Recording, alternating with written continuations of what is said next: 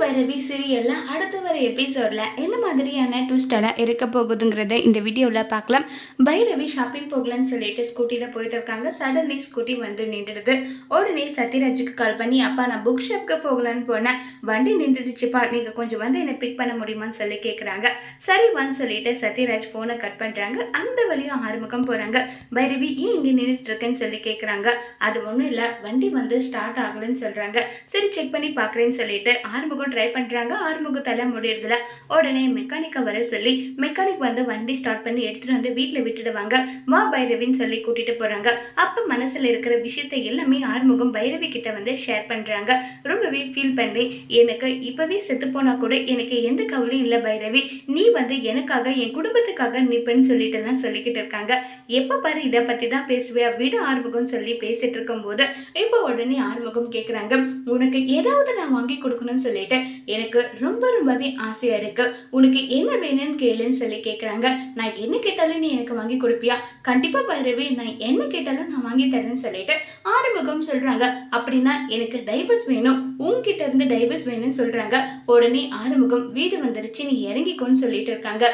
கண்டிப்பா ஒரு நாள் இல்ல ஒரு நாள் இது நடக்கதான் போகுது, இப்ப வேணும்னா நீ என்கிட்ட இருந்தா தப்பிச்சிருக்கலாம்னு சொல்லிட்டு அங்கிருந்து பைரவி கிளம்பி இதை நினைச்சு ஆறுமுகம் ஒரு பக்கம் ரொம்பவே வருத்தப்பட்டுட்டு இருக்காங்க. அடுத்ததான் நம்ம சிந்து வந்து சிவாவோட ட்ரெஸ்ஸை ஹைரன் பண்ணிக்கிட்டு இருக்காங்க.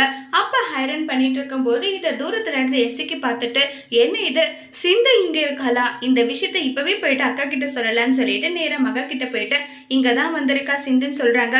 இங்க பாரு, இந்த விஷயத்த சொன்னா கூட அவளை ஒட்டு மொத்தமா சிவாவோட வாழ்க்கையில இருந்து வெட்டி அனுப்பிடலான்னு பார்த்தா இப்படி எல்லாம் நடக்குது, திருட்டுன்னு சொல்லிட்டு நீ ஏதோ ஒரு சத்தம் போடு, அவளை அடி நடிச்சு வெளுத்தரலன்னு சொல்லி பிளான் போடுறாங்க. அதே மாதிரி எஸ்கியும் போறாங்க. அதுக்குள்ளவே சிந்து வந்து எஸ்கி வரத பார்த்ததும் ரூமுக்குள்ள போயிட்டு டோர்ல லாக் பண்ணிக்கிறாங்க. உடனே அந்த இடத்துக்கு வந்து ஐஷு வராங்க. ஐஷுவை பார்த்ததுமே எஸ்கி திருடுன்னு சொல்ல ஆளுக்கு ஒரு பக்கம் மாறி அடிச்சிட்டு இருக்காங்க. இப்போ வந்து அவங்க ஏதாவது யார் மூஞ்சின்னு பார்க்கலாம்னு சொல்லிட்டு மக வந்து சொல்லி பார்த்தா அதுல இருக்கிறது ஐஷு. ஐஷுவை பார்த்ததும் ஐயோ என் மகள் அடிக்க வச்சுட்டியடான்னு சொல்லிட்டு எஸ்கி கண்ணத்திலேயே பலன்னு ஒன்று விட்டுட்டு வான்னு சொல்லிட்டு கூட்டிட்டு போறாங்க. உடனே சிவா வந்து சிந்துவை பார்த்து சிரிச்சிட்டு இருக்காங்க. இப்படி எல்லாம் நடக்குதுன்னு சொல்லிட்டு ஒரு பக்கம் ரெண்டு பேரும் மாறி சிரிச்சிட்டு இருக்காங்க. அடுத்ததான் நம்ம பைரவி கோவிலுக்கு போயிட்டு சாமி கும்பிட்டுட்டு இருக்காங்க. சத்யராஜுக்கு கால் பண்ணி அப்பா வாங்கன்னு சொல்றாங்க. உடனே சத்யராஜ் ஆறுமுகத்துக்கு சொல்றாங்க, நீ போயிட்டு கூட்டிட்டு வந்துடுறியான்னு சொல்லிட்டு சரி மாமா போறேன்னு சொல்லிட்டு அங்க இருந்து கிளம்பி போகிறாங்க.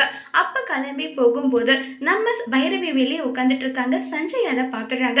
என்ன பைரவி இங்க என்ன பண்ணிட்டு இருக்க, அப்பா என்ன கூட்டிட்டு போக வரேன்னு சொல்லியிருக்காரு அப்படியான்னு சொல்லிட்டு ரெண்டு பேரும் ஜாலியா பேசிட்டு இருக்காங்க.